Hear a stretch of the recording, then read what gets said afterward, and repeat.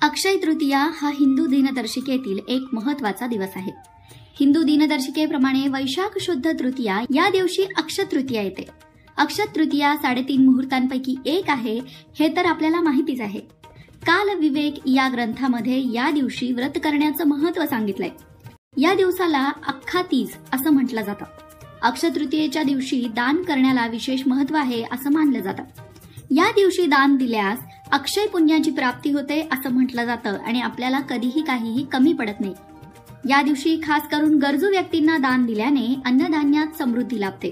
मात्र या दिवशी काही गोष्टी टाळल्या सुद्धा पाहिजेत, काही गोष्टी अजिबात करू नये। कोणत्या आहेत त्या गोष्टी? चला जाणून घेऊया, पण त्याआधी चॅनलला सबस्क्राईब नक्की करा।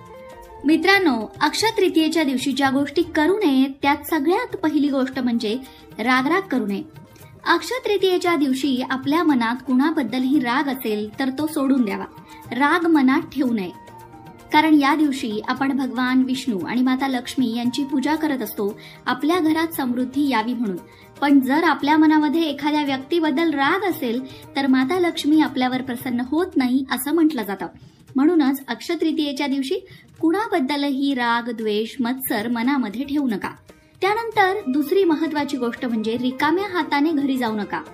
असं मानलं जातं की अक्षय तृतीयेच्या दिवशी लाभ होण्यासाठी सोन्याची एखादी तरी वस्तू खरेदी करावी।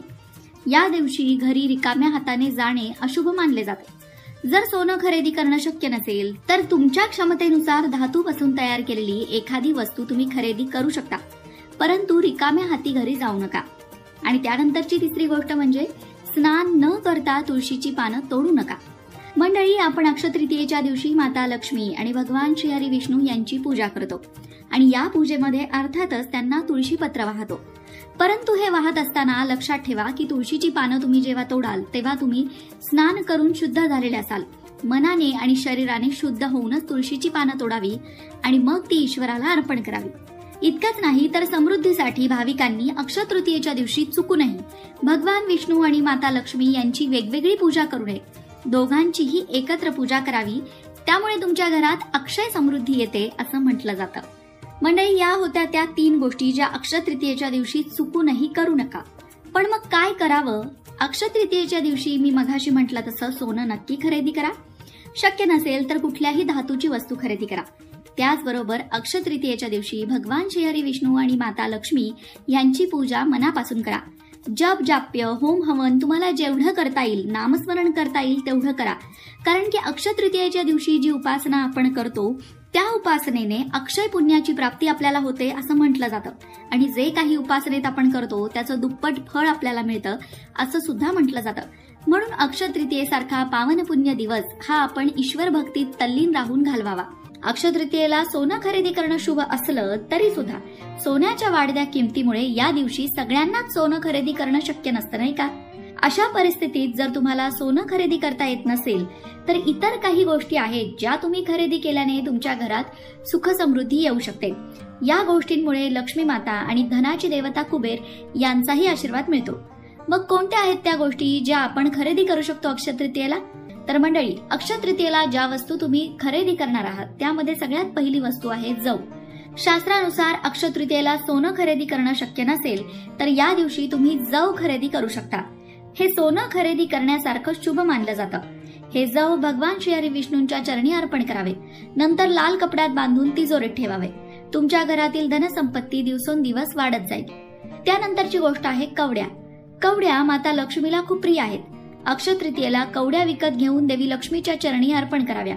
नियमानुसार माता लक्ष्मीची पूजा करा आणि त्यानंतर दुसऱ्या दिवशी माता लक्ष्मीच्या चरणांवर अर्पण केलेल्या या कवड्या लाल कपड्यामध्ये गुंडाळून तुमच्या पैसे ठेवण्याच्या ठिकाणी ठेवा। त्यानंतर अक्षय तृतीयेला जी गोष्ट तुम्ही खरेदी करू शकता ती म्हणजे श्रीयंत्र। अक्षय तृतीयेला हे श्रीयंत्र खरेदी करणं खूपच शुभदायक असतं। या दिवशी विधीपूर्वक श्रीयंत्राची स्थापना करावी। अक्षय तृतीयेचा दिवस घरामध्ये श्रीयंत्र आणण्यासाठी सगळ्यात शुभ दिवस म्हणता येईल। त्यानंतरची गोष्ट आहे दक्षिणावर्ती शंख। दक्षिणावर्ती शंख माता लक्ष्मीला अतिशय प्रिय आहे। हे घरात ठेवल्याने नेहमी सुख समृद्धी येते। विधिवत पूजास्थळी दक्षिणावर्ती शंखाची स्थापना करा। लक्षात ठेवा की पूजेच्या ठिकाणी एकपेक्षा जास्त शंख मात्र असू नये। त्यानंतरची गोष्ट म्हणजे घागर। अक्षय तृतीयेला घागरी खरेदी करणं सुद्धा शुभ आहे। घागर विकत घेऊन घरात ठेवणं आणि त्याबरोबरच त्यात सरबत भरून ठेवणं किंवा दान करणं याचं सुद्धा पुण्यदायी फल मिळतं. मग मंडळी, तुम्हाला जर सोनं चांदी खरेदी करणं परवडत नसेल तर या खिशाला परवडणाऱ्या वस्तू तुम्ही खरेदी करू शकता. तुम्हाला अक्षय तृतीयेला तेवढंच पुण्य मिळेल आणि तुमच्याकडे सुख समृद्धी अक्षय राहील.